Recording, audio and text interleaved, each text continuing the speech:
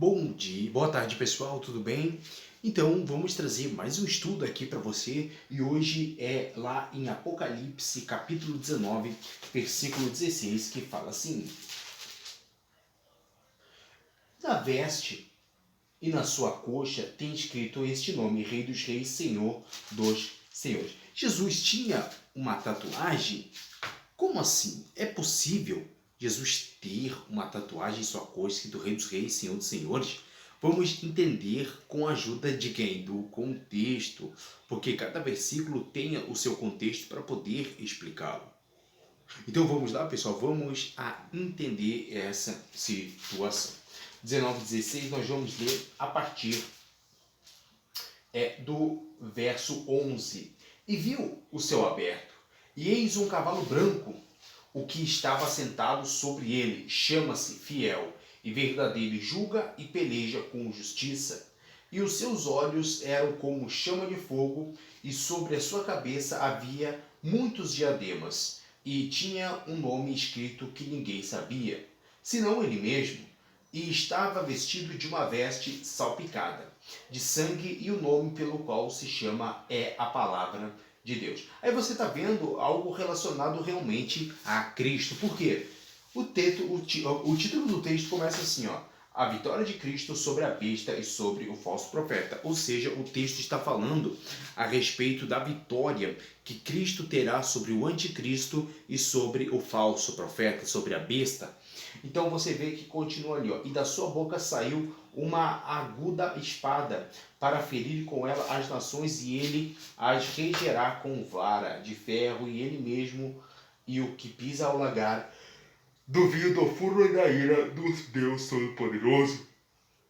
Aí vem a seguinte: e na veste e na sua coxa tem escrito este nome: Rei dos Reis, Senhor dos Senhores. E vi um anjo que estava no sol, e clamou com grande voz, dizendo a todas as aves que voavam pelo meio do céu: Vinde e juntai-vos à ceia do grande Deus. Então, para você poder entender melhor o que acontece, Deus, ele nesse capítulo, ele destruirá a besta, o falso profeta, e também todas as nações que se opuseram como anticristos também. Ou seja, anticristo é o oposto de Cristo.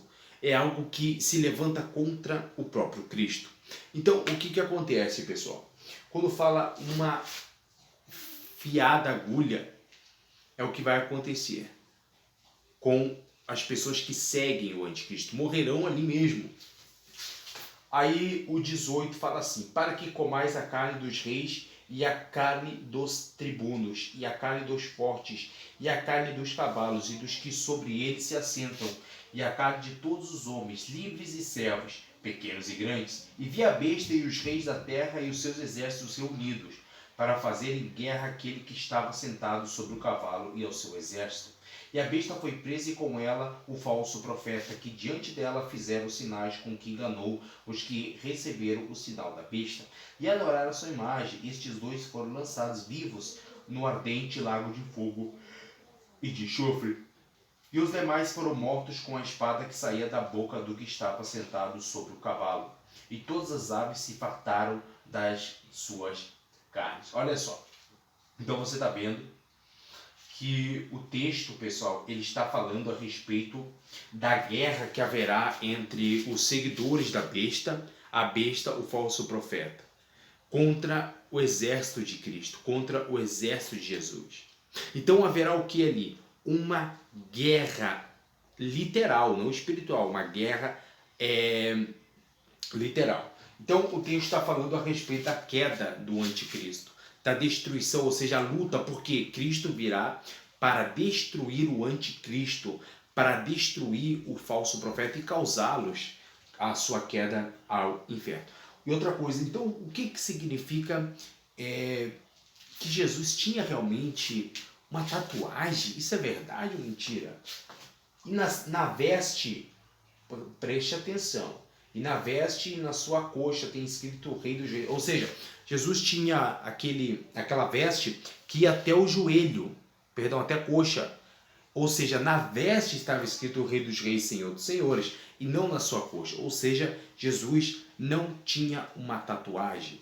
Olha só que coisa interessante. Jesus não tinha, ou seja, estava escrito na sua coxa, pessoal. Tá certo? Espero que você tenha entendido, porque o texto está falando da vitória sobre Cristo. E o que estava escrito na sua coxa não era na sua coxa. Era exatamente naquela veste que Jesus tinha, que ia até a sua coxa. Tá certo, pessoal?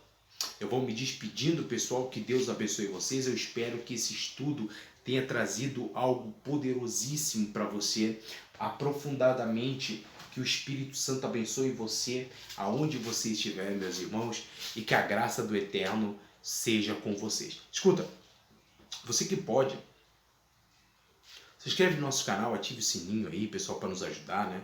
Tá muito em queda o nosso canal, né? Não temos muito pessoal, tal. Por favor, vocês que podem nos ajudem, pessoal, de coração mesmo, tá certo?